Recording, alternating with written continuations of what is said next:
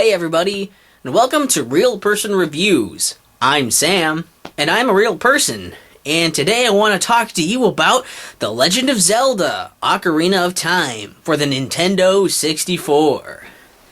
It's Zelda month, and I've been wanting to talk about this game a lot because this was one of the earliest Zelda games I played. In fact, I believe this is probably the second Zelda game that I played after the first Legend of Zelda.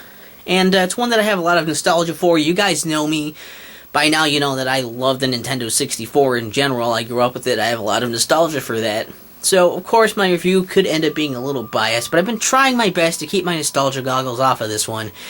Even though it's really hard because it's really cool.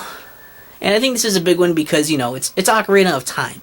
If you're a fan of The Legend of Zelda, or if you even have any idea what The Legend of Zelda is, you probably already know about the first Legend of Zelda, A Link to the Past, and Ocarina of Time. These are probably the most notable titles in the series, and, well, I figure that Ocarina of Time should be one saved for near the last since I've got the most experience with that, probably.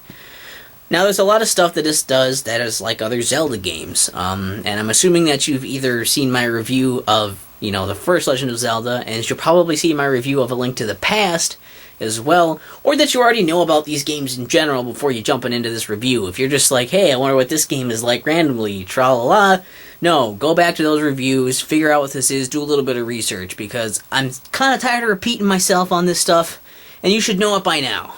I mean, this is Ocarina of Time, how do you not know? How do you not know? At this year of the world. Anyways, the thing is, this game actually does a lot of the same Zelda stuff, the same Zelda formula things you're used to.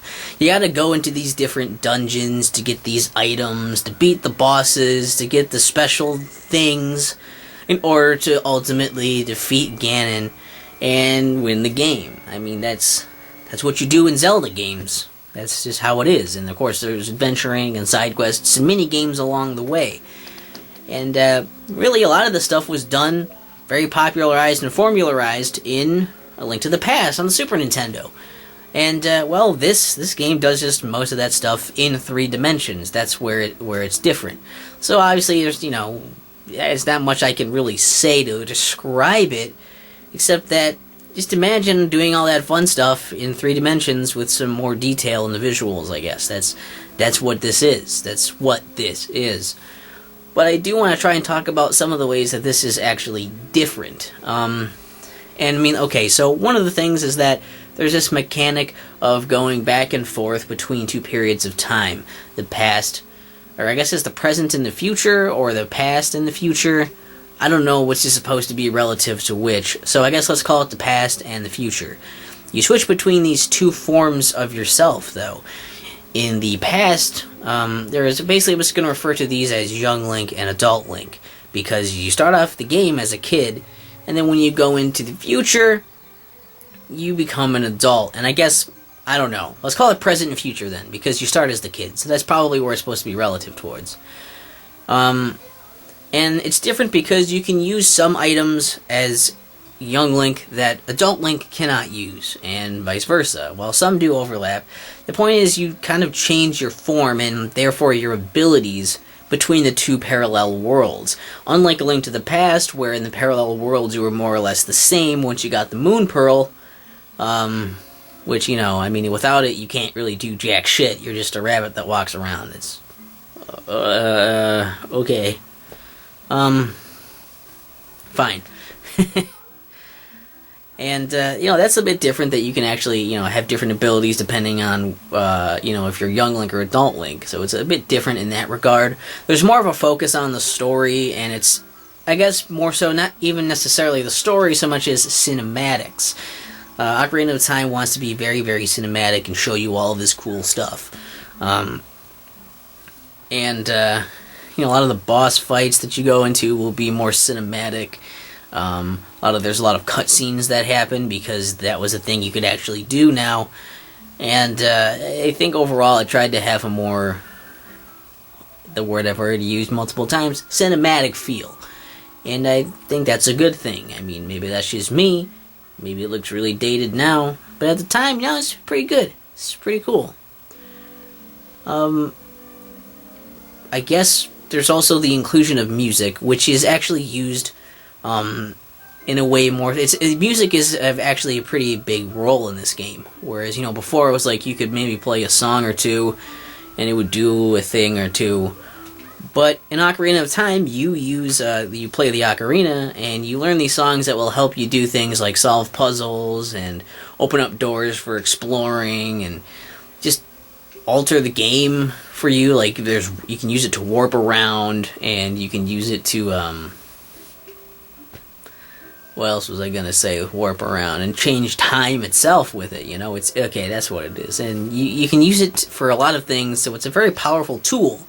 Using music, and music plays a big role in all these little tunes happening, and this song should be for this, and this song is good for doing this. And I think it's really cool. I think it's nice, it's different, and it gives the game a bit more of an identity because of that. Because music isn't as big of a deal. I mean, it's still a bigger deal in later games too, but never has it been such a big deal as Ocarina of Time, which makes sense that the game with an instrument in its fucking title would have that, right? I guess for the rest of it, it's pretty similar. I mean, basically, the biggest change is that all of the stuff you're used to doing in 2 dimensions, you're now doing in 3 dimensions. One of the big things I think worth mentioning, though, with that is the implementation of Z-targeting, which is basically having a lock-on feature. This was a relatively new thing since, this was the first 3D Zelda game, and it was on the Nintendo 64, which was one of the first 3D consoles. Basically what this does is for most Nintendo 64 games, you would hit the C buttons to move the camera around, and that's usually what the C stood for, was camera. That was the idea for most games anyways, you could control the camera with the C buttons.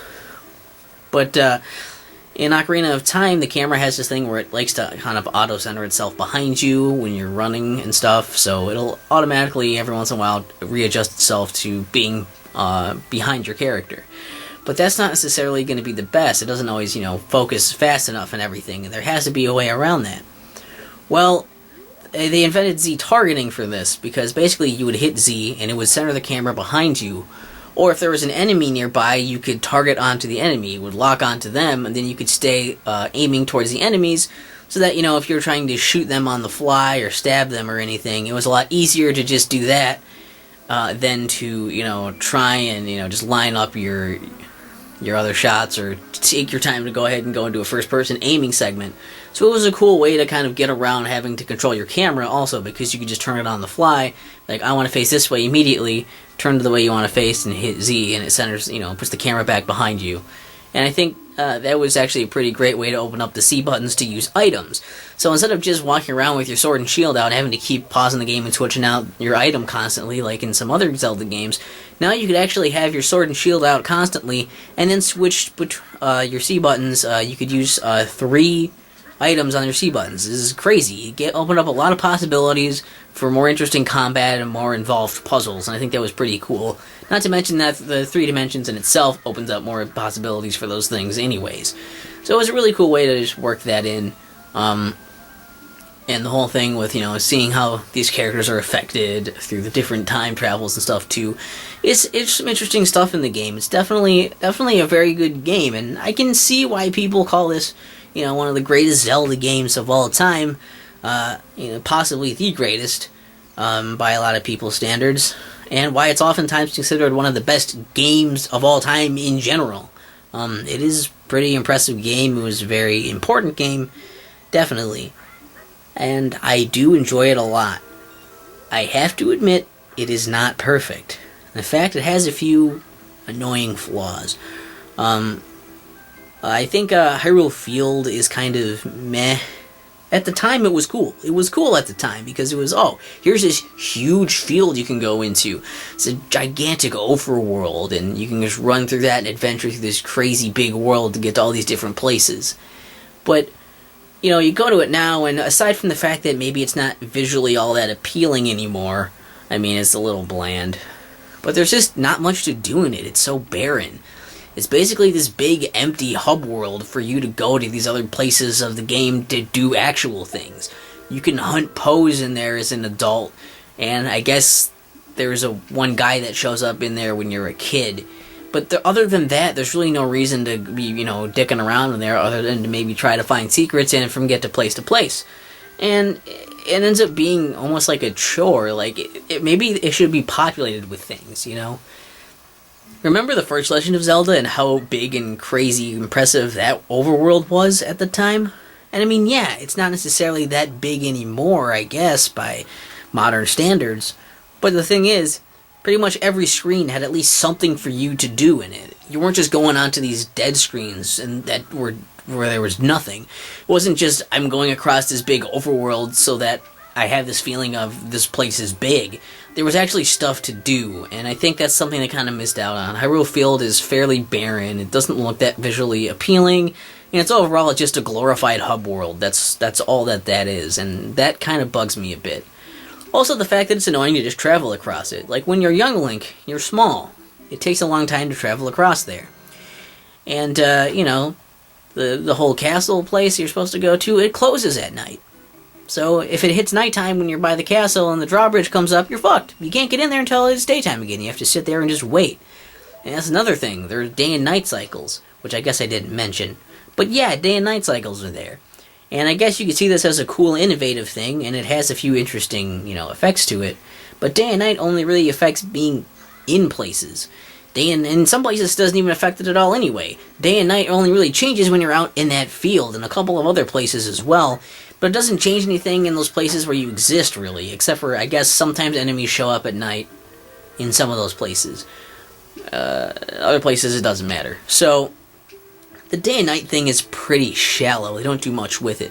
But the fact that then you're kind of stuck being a slave to, okay, I gotta wait until it turns day again, or I gotta wait until it turns night again so I can do these very specific things in these places, because I can only do it at night or in the day, that can be really annoying. And I guess you can remedy that by learning the sun song, so you can switch between night and day by playing that song instantly. But you have to wait until you're able to actually get that. And, you don't even get that for a little while anyways. You gotta do a few things before you get it.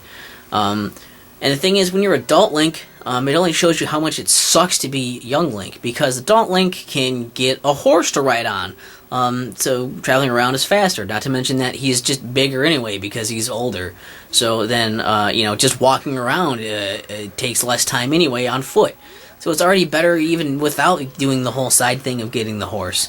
And, of course, you learn warp songs when you're adult Link, so you can just warp around easily instead of having to run through that field anyways.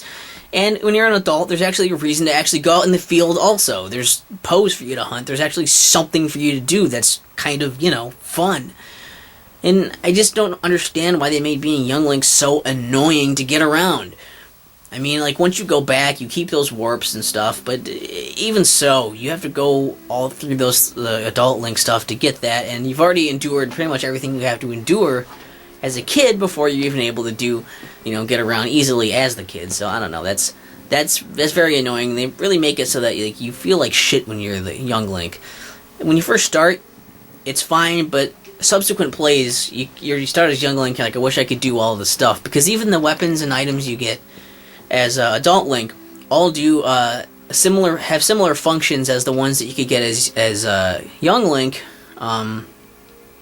You have to basically get those over again. They have items have similar functions, but they also seem to have either they work better for that, or they have secondary functions on top of it, or both. It's overall better to be adult Link, and I think that's kind of annoying. It's fine. It's progression. It works. But it really makes you hate being young Link, and that's just that's too bad, It could have been a little better, but it's not like it's terrible, it just kind of sucks. It's something, I guess, that more or less couldn't be helped, because obviously it makes sense that you'd be way more awesome later in a game than you would be in the beginning. There's also, I want to address the water temple. And I'm addressing it here because a lot of people complain about the water temple for being really frustrating. You have to keep going into your menu to put on the iron boots and take off the iron boots. You have to keep going into these certain spots and taking out your ocarina, playing a song, doing the song, little cutscene, then having the water rise to that level, or have the water fall. And you have to keep going through this mazy place and doing this over and over until you find out everywhere to go. And I understand that navigating the menus is very annoying. That part I will agree with. Because of the way the interface works, pausing it and having to switch those constantly is pretty tedious.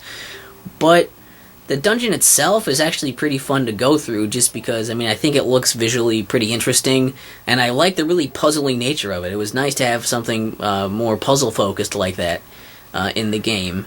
And the bosses you fight in there, the mini-boss and the main boss, those are cool. So I don't get why people are so, like, I don't understand why people hate it that much. It's a bit frustrating and tedious, yes. But is the temple bad? No, it's still a pretty cool temple, and it's one of the more memorable ones in the game, at least for me. So, you know, there's that. Although I will admit that most of the temple music I don't care for, because a lot of it is very forgettable to me. It sounds more like background movie score than it does actual, you know, catchy video game music. Which is probably, you know, like Ocarina themes are cool. There's some other stuff like Hyrule Field theme is cool, the market theme. I like a lot of the music in it. But most of the temples, I didn't care for the music. It was there more for, I guess, for mood. And it just seemed really bland and forgettable and not that great. Except for maybe like the Forest Temple. That music annoys me. But it's there for kind of a purpose. It's there to kind of fuck with you and make you feel unsettled and weirded out. And, you know, the whole, like, level with the weird design of everything is kind of designed to really fuck with your head. And I think it works well with the effect. The effect is it's effective. Let's put it that way. Even if, you know, at least it's catchy. Like, it's memorable. It's one where, like, you hear that and you're like, yep, that's Forest Temple music. You'll remember that one. So, I don't know. And I've been saving this big one for last, but the game's huge flaw that everyone complains about, Navi. And most people will just tell you that Navi is really annoying, and that's true. Navi is very annoying.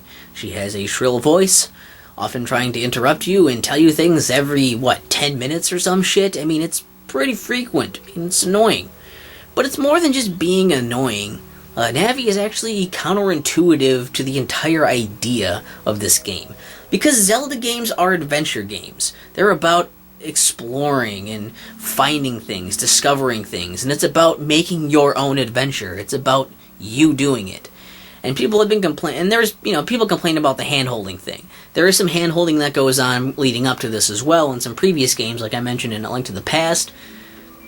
There's very first inklings in the first game. A Link to the Past has some. You know, Link's Awakening definitely starts pushing it on you. But this is where it really just went way overboard, because they were afraid that people were going to be too lost and confused in this, you know, this new 3D game. Not really considering that this is an adventure game. Zelda games, Ocarina of Time, these are adventure games, okay? And the point is, like, you're supposed to go out and adventure. That's what you want to do when you get a Zelda game.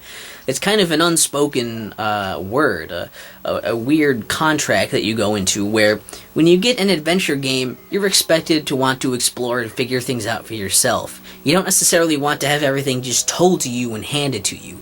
Hints are fine when they're done well. And I don't mean the stupid shit that this game does, where it basically just tells you what to do, but then pretends like it's not telling you what to do by just telling you some very similar thing in different colored text as if you don't get it. Yeah, I don't have any idea what the Goron special crop could be. You mean the bomb flowers? You mean I'm supposed to use a bomb? I'm not a fucking idiot. But that's the point. The game kind of assumes, Navi assumes, that you don't understand. But basically, the idea is that you want to go out and figure out what you're supposed to do. If you're stuck, okay, what do I do next? And the idea is that you're going to probably go out, you're going to talk to someone who can tell you what to do, you're going to find what you're supposed to do, or get an item that'll help you progress, or just try things, experiment with things. It's just adventure, explore, and just figure it out and do it yourself, because that's what an adventurer would do, right? That's what a hero would do. But Navi assumes that the player is either too stupid or too lazy to go out and figure that shit out on their own. So instead, you're constantly told what to do. I mean, being reminded of the main quest after someone has already just told me what to do anyway is really overkill. I mean, why do I have to be reminded every few minutes with that fucking hey, and then the up C thing, hey, you should hit that button so I can tell you the shit you already know, and then 10 minutes later you can hit it again so I can tell you again in case you forgot. You fucking moron. I mean, I can't stand it, and I understand why people are annoyed, because this is just not what you want in an adventure game. You don't want someone just guiding you around the fucking world in your adventure game. You want to be able to choose your own adventure. You want to be able to do what you want to do. You want to make it your own. You want to explore, and you want it to be open. That's the point. And some of this can be skipped. You don't have to hit up C. A lot of times they'll avoid doing it because I just don't want to hear that shit. Even though the blinking button thing is really annoying to see up there, I get over it, because I just don't want to stop for however many seconds just to hear Navi tell me shit I already know, or that she already told me anyways. And there's, you can get helps and hints on how to beat basically every enemy in the game, except for, I believe, the final boss. Like, aside from that, you can just, like, that's way too much information. Like, let me try to figure that out. Don't just give it to me. But of course, those are optional. These things are optional. But sometimes they aren't optional. Sometimes Navi will just pipe in right when you get into a new room, and it's, oh, there's something new in this room. There's a puzzle that I want to try and figure out. But before you even get a chance to attempt to figure this puzzle out, Navi immediately pops up without you even choosing anything. It's just shoved right down your fucking throat and gives you a hint that, or basically, either a super obvious hint, and, the solution that's thinly veiled as a hint, or you're just flat out told what you're supposed to do. And that's annoying. Give me a chance to figure it out. You know how you can play Saria's song in the game? Why didn't they do that instead of having Navi giving you constant reminders? You can play Saria's song, talk to Saria when you're stuck, and she should tell you what to do. That's how they probably should have done that. So the overkill with Navi was, like I said, overkill. It was just too much. And it wouldn't be such a big deal, except that this is an adventure game where a lot of the fun is in figuring this shit out for yourselves, especially puzzles. Puzzles are really fucking annoying when someone tries to tell you how to solve it before you even get a fucking chance to try. And that's why this game, to me, can't be a masterpiece. It's because Navi is just this fatal flaw. And it doesn't ruin the game. It doesn't make the game terrible or anything. I still think the game is great. But this thing alone, this counterintuitive piece of the game, just really keeps it from being a masterpiece for me. I can't ever call this game perfect or a masterpiece because of that. And that's sad, because it was otherwise a really fun game and it was great. And it's really, really sad. And I guess I had to get that off my chest, of why Navi is so much more than just an annoyance. And this is also why later Zelda games had your companion characters back way the fuck off. I mean, they really just, they stopped giving you everything up front and made it so that, okay, you can still get a shitload of help, but we're gonna have it in the form of, other people giving you thinly veiled hints, and, just ask your character. We're gonna make it so that if you want help, you have to ask for it. It's still all there, and I think that's fine. And I just, at the very least, it kept it from this thing kind of building up more and more, and because of the huge, outcry after this shit, at least Navi made it so that this wasn't something they were going to repeat in later games. So, there's the silver lining to that, I suppose. And on top of this whole hand-holding thing, there's this real issue I have with the whole freedom of the game. In that you're not given as much freedom in this game as most people will want in their Zelda games. I understand that cutting off certain parts of the world until you're able to actually tackle them makes sense. Having some natural barriers, having an idea of progression, that's fine. I'm okay with that idea as far as this whole adventuring thing goes. It's still very open and you're only limited by what items you have. But the idea is that because you're constantly told where to go next, what to do next, and your hand is held so much to the point where your hand hurts. That's like a joke, isn't it? There's also this overall feeling of everything having to go in a certain order, a certain chronology, and everything is presented as like this prophecy, this story that has been told, this dream that Zelda has, and everything just kind of basically is just this prophecy that says, alright, there's going to be a hero of time, you're the hero of time, go do this. You're going to be doing these things because you're supposed to do these things, because that's what the hero of time is said to do in the prophecy. You'll do these things and you will succeed because that's the way it's supposed to go. It doesn't feel like you're really overcoming any odds. It feels like you have to do these things. Not to mention that a lot of the things you're doing are pretty easy. Bosses aren't necessarily that tough to take out.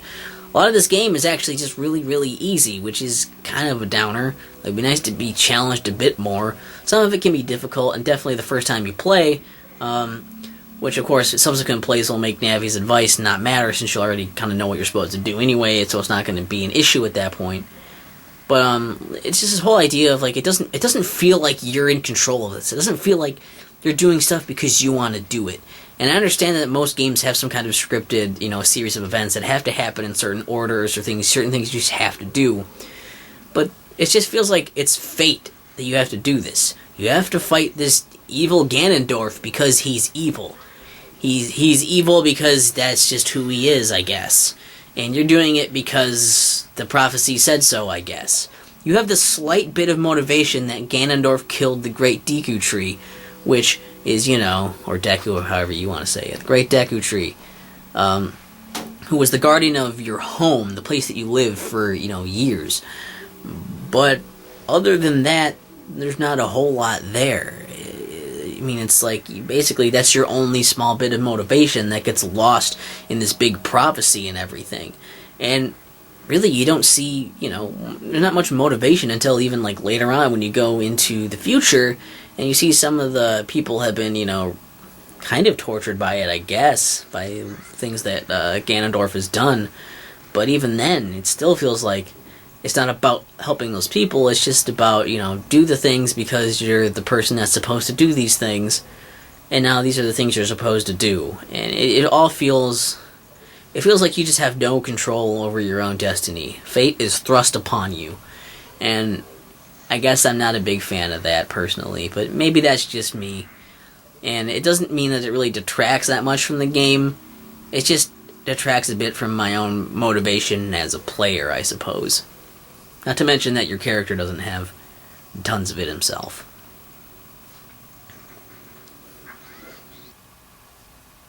The Legend of Zelda: Ocarina of Time.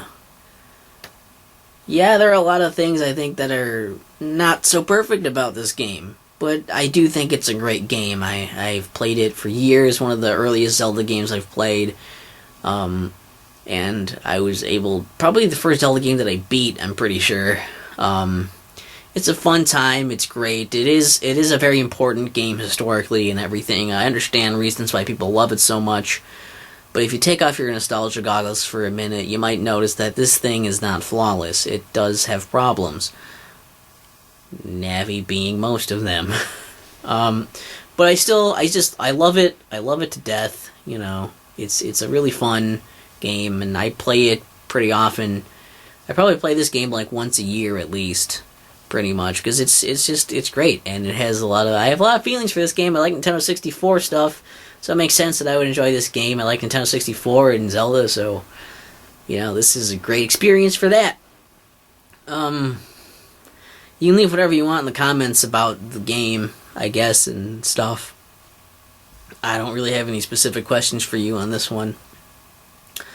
I wouldn't mind getting my hands on the gold card of this, but I thought that was the Master Quest. It's not. That's only on the GameCube. I felt like an idiot when I found that out, because I thought forever that the gold card was Master Quest. Nope. So, yeah, it would be cool looking to have the gold card, but it's usually really expensive, so I probably won't get it since it's going to be the same game anyways. I don't know. I mean, that's all I had to say. I haven't really wanted to review this one. This is, obviously the one I played the most. I have the most experience and connections with this game. So hopefully I sounded balanced enough in my opinion, and my observations to not be too swayed one way or another. We'll find out when the comments call me an asshole. And I mean, hopefully you guys are going to join me for, the other Nintendo 64 Zelda game, which we'll be reviewing on Thanksgiving. So get ready for Majora's Mask. Yeah, that's right. You heard me right. I've been saving these for this late in the month because these are just really wanted to do these, and I wanted to do them justice. So hopefully you enjoy this game, and hopefully you will join me for the rest of Zelda Month.